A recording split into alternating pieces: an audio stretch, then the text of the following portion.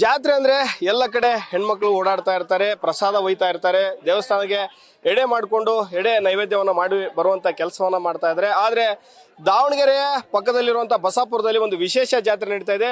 ಕೇವಲ ಇಲ್ಲಿ ಗಂಡಸರಷ್ಟೇ ಜಾತ್ರೆಯನ್ನ ಮಾಡ್ತದೆ, ಅದು ಮಹೇಶ್ವರ ಜಾತ್ರೆ ಅಂತ ಹೇಳಿ ನೀವು ದೃಶ್ಯದಲ್ಲಿ ನೋಡ್ತಿರ್ಬೋದು. ಸದ್ಯ ನಾವು ಅದೇ ಜಾಗದಲ್ಲಿ ಇದ್ದೀವಿ. ಧನುರ್ಮಾಸ ಆರಂಭವಾಗುವಂತ ದಿನದಲ್ಲಿ 2 ದಿನ ಈ ಜಾತ್ರೆಯನ್ನ ಮಾಡಲಾಗುತ್ತೆ. 2 ದಿನ ಅಂದ್ರೆ ಮೊದಲನೇ ದಿನ ಬಾಳೆಹಣ್ಣು ಮತ್ತೆ ಬೆಲ್ಲದ ಒಂದು ಪ್ರಸಾದವನ್ನ ಮಾಡಿ ಎಲ್ಲರೂ ಸೇವಿಸುವಂತ ಕೆಲಸವನ್ನ ಮಾಡ್ತಾರೆ. 2ನೇ ದಿನ ಅನ್ನ ಸಾಂಬಾರ್ ಮತ್ತೆ ಮಜ್ಜಿಗೆ ಸಾಂಬಾರು ಊಟವನ್ನ ಮಾಡುವಂತ ಕೆಲಸವನ್ನ ಮಾಡ್ತಾರೆ. ಈ ರೀತಿಯಾದಂತ ವಿಶೇಷ ಆಚರಣೆ ಸುಮಾರು 500 ವರ್ಷಗಳಿಂದಲೂ ಕೂಡ ಇಲ್ಲಿ ನಡೆದುಕೊಂಡು ಬಂದಿದೆ. ಸುಮಾರು 50,000ಕ್ಕೂ ಅಧಿಕ ಜನ ಬಂದು ಇಲ್ಲಿ ಪ್ರಸಾದವನ್ನ ಸೇವನೆ ಮಾಡಿ ಮಹೇಶ್ವರನ ಒಂದು ಆಶೀರ್ವಾದವನ್ನ ಪಡೆದುಕೊಂಡು ಹೋಗುವ ಕೆಲಸವನ್ನ ಮಾಡ್ತಾರೆ. ಪ್ರತಿ ವರ್ಷ ಈ ರೀತಿಯಾದಂತ ಕೆಲಸ ಆಗುತ್ತೆ. ನೀವು ನೋಡ್ತಿರ್ಬೋದು, ಸುಮಾರು 10ಕ್ಕೂ ಅಧಿಕ ಪಾತ್ರೆಗಳು, ಸಾಂಬಾರಿನ ಪಾತ್ರೆಗಳಿದೆ.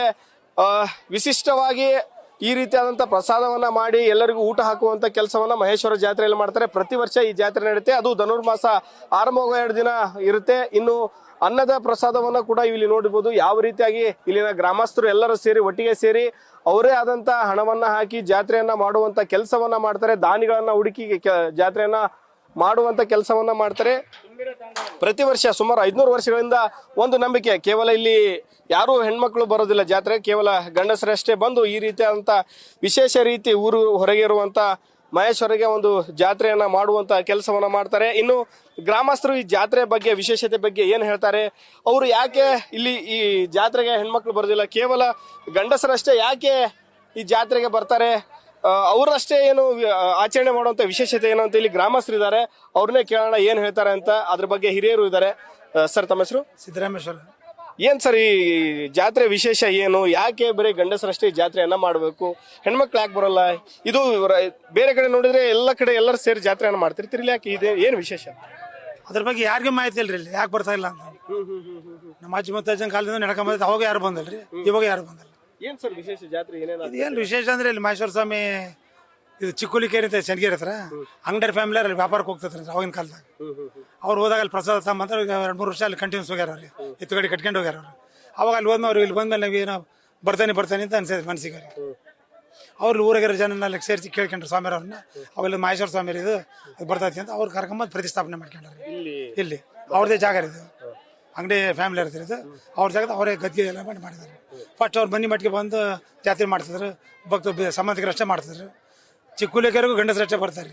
ಹಂಗಾಗಿ ಇಲ್ಲೂ ಅಷ್ಟೇ ಗಂಡಸರು ಬರ್ತಾರೆ. ಅದು ಯಾಕೆ ಬರ್ತಾರೆ ಯಾಕಂದ್ರೆ ನಮ್ಗೆ ಗೊತ್ತಿಲ್ಲ ವಿಷಯ. ನಂಬಿಕೆ ಗೊತ್ತಿಲ್ಲ ವಿಷಯ ಇರೋದು, ಯಾಕೆ ಬರ್ತಾಯಿಲ್ಲ ಅನ್ನೋದು ಯಾರಿಗೂ ಗೊತ್ತಿಲ್ಲ. ಹಂಗೆ ನಡ್ತದ್ರಿ, ಇಲ್ಲಿವರೆಗೆ ನಡ್ಕೊಂಬತ್ರಿ. ಇದುವರೆಗೂ ಮೇಲೆ ಯಾರು ಬಂದ್ರಿ ಇಲ್ಲಿ ಜಾತ್ರೆ ನಮಗೆ ತಿಳಿದಂಗ. ನಮಗೆ 70 ವರ್ಷ ಐತಿ, ಇದುವರೆಗೆ ಯಾರು ಬಂದಲ್ಲ. ಈಗ ಮತ್ತೆ ಜಾತ್ರೆ ವಿಶೇಷ ಏನ್ ಸರ್? ಯಾವ ವರ್ಷ ಪ್ರತಿ ವರ್ಷ ಮಾಡ್ತೀರಿ? ಇಂತ ಡೇಟ್ ನಿಗದಿ ಮಾಡಿರ್ತಾರ? ಯಾವ ತರ ಜನ ಎಲ್ಲೆಲ್ಲಿಂದ ಬರ್ತಾರೆ, ಹೇಗೆ ಏನಾದ್ರು ಇಷ್ಟ ಇರುತ್ತೆ, ಬೇಡಿಕೆ ಇದ್ರೆ? ಸುಮಾರು ಬೇಡಿಕೆಗಳು, ಜನಗಳು, ಭಕ್ತಗಳು ಏನು ಆಸೆ ಇಡಿರ್ತೀವಲ್ಲ. ನಾವು ಸಣ್ಣರದೆಲ್ಲ ಮುಂಚೆ ಔಷಧಿ ಹೊಡಿತಿರ್ಲಿಲ್ಲ ಭತ್ತದ ಗದ್ದಿಗೆ. ಇಲ್ಲಿ ಬಂದು ಪಾದೊಳ್ಕ ಮಾಡ್ಕೊಂಡು ಹೊಲಕ್ಕೆ ಹೋಗಿ ಚೆಲ್ಲಾರ್ರಿ, ಅಷ್ಟಕ್ಕ ರೋಗ ಹೋಗ್ತು. ಈಗೆಲ್ಲ ಹೈಬ್ರಿಡ್ ಕಾಲಲ್ಲಿ ಎಲ್ಲ ಔಷಧಿ ಹೊಡಿತಾರೆ, ಯಾರು ಮಾಡ್ತಾರೆ. ಆಮೇಲೆ ಇಲ್ಲಿ ಏನ್ ಅನ್ಕಂತಾರ ಅದು ಹಾಗೆ ಆಕತ್ರಿ. ಮನಸ್ಸಂದ್ರೆ ಪ್ರಾಮಾಣಿಕವಾಗಿ ಕೇಳ್ಬೇಕ್ರಿ, ಏನು ಬ್ಯಾಡ ಕೇಳ್ಕೊಂಡ್ರೆ ಬರೋದಿಲ್ರಿ. ಪ್ರತಿ ವರ್ಷ ಎಲ್ಲರೂ ಕೇಳ್ಕೊಂತಾರೆ, ಯಾರು ಭಕ್ತರವ್ರಿಗೆ ಏನ್ ಕೇಳ್ಕೊಂತಾರೆ.